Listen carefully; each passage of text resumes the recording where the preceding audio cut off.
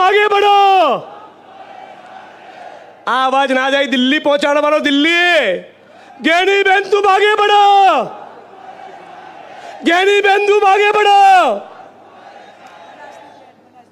बनासनी Ben, ज्ञानी Ben Thakor અને મંચ ઉપર ઉપસ્થિત સમગ્ર કોંગ્રેસ પરિવાર વતી ફરી એકવાર મંચની માંગણી મુજબ નારો થઈ જાય, બનાસની બેન, બનાસની બેન, બનાસની બેન।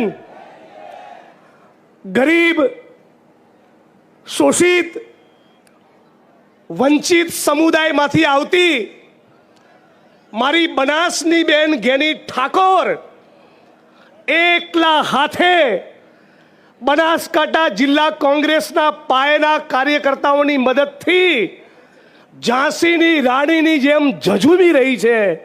અને બીજી બાજુ બહુ દુઃખ સાથે કહેવું પડે, આ દેશનો પ્રધાનમંત્રી આ ગરીબ પરિવારની દીકરીને હરાવવા માટે ચૂંટણીના મેદાનમાં ઉતર્યો છે।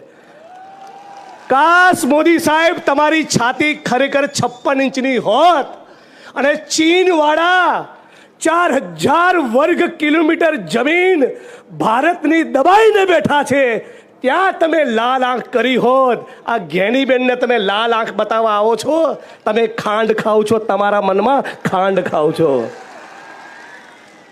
અને સમગ્ર બનાસકાંઠાના દલિત સમાજના ભાઈઓને ફરી અપીલ કરું છું, જિગ્નેશ મેવાણીએ અહીંયા ચૂંટણીનું ફોર્મ ભર્યું હોય એનાથી 1 વોટ ઓછો મળવો જોઈએ નહીં।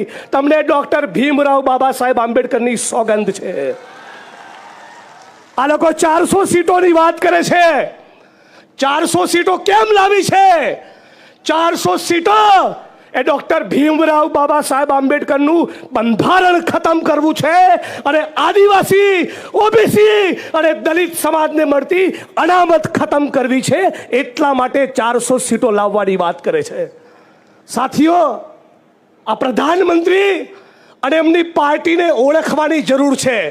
લાંબી વાત નથી કરવી, ટૂંક સમયમાં જેની દાદી ઇન્દિરા ગાંધીએ આ દેશ માટે છાતી પર ગોળી ખાધી, એ ક્રાંતિકારી વીરાંગના પ્રિયંકાજી આપણી વચ્ચે ઉપસ્થિત થવાના છે। ત્યારે ખાસ બનાસકાંઠાની, સમગ્ર ગુજરાતની અને દેશની બહેનોને, માતાઓને ખાસ યાદ કરાવવા માંગુ છું।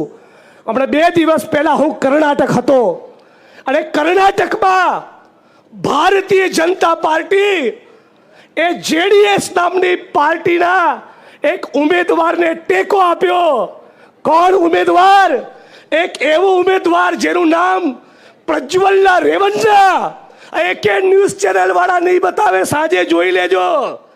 प्रज्वल्ला रेवन्ना नामनो एक एवो बलात्कारी जेने 16 વર્ષથી લઈને પોતાની માની ઉંમરની 65 વર્ષની વૃદ્ધા ઉપર બળાત્કાર કર્યો, 400 સ્ત્રીઓ પર બળાત્કાર કર્યો, અઢળક બહેનો ઉપર છેડતી કરી, એની 3000 બળાત્કારની એને સેક્સની સીડીઓ તૈયાર થઈ। આનો મેસેજ જેપી નડ્ડા, અમિત શાહ અને નરેન્દ્ર મોદીને પહોંચાડવામાં આવે, છતાં આ નિર્લજ્જ નેતાઓએ ગુજરાતની જેમ અસ્મિતાને ગૌરવ કર્યું, બિલ્કિસ બાનુના બળાત્કારીઓને છોડીને મણિપુરના મુદ્દે ચૂપ રહ્યા। એમ નરેન્દ્ર મોદીને ખબર હોવા છતાં આ બળાત્કારીને ટિકિટ આપી, ચૂંટણીનું ભંડોળ આપ્યું, એના ખભે હાથ મૂક્યો અને દેશના પ્રધાનમંત્રીએ આ બળાત્કાર કરનારા રેવન્ના માટે બેશરમીપૂર્વક પ્રચાર કર્યો। પ્રચાર આ રામના નકલી ભક્તોને ઓળખી લો, આ જય શ્રી રામ બોલનારા ઓળખી લો। આ ધર્મની વાતો કરનારા લોકોને કહેવા માંગુ છું કે બનાસકાંઠાની 18 આલમ એક થઈ છે જ્ઞાનીબેન ઠાકોર માટે। ત્યારે જ્ઞાનીબેન ઠાકોરને લઈને કોઈ પણ પોલીસના મિત્રો એ બધાને કહેવા માંગુ છું, છેલ્લા 20 વર્ષનો ગુજરાતનો ઇતિહાસ ખોલીને જોઈ લેજો। સમય બદલાતા વાર નથી લાગતી। તમારા પોલિટિકલ આકાઓના ઈશારે કામ ચૂંટણીમાં ના કરતા। ચૂંટણી તો પતી જશે, પછી અમે પણ બનાસકાંઠામાં જ રહેવાના છીએ। તમે વિધાનસભાની ચૂંટણીમાં જે ધંધા કર્યા છે એ પણ ખબર છે। ખબરદાર, મારી બહેનનું જો આ ચૂંટણીમાં કોઈએ નામ લીધું તો મારું નામ બી જિગ્નેશ મેવાણી નથી, તમારું છઠ્ઠીનું ધાવણ કાઢીશ.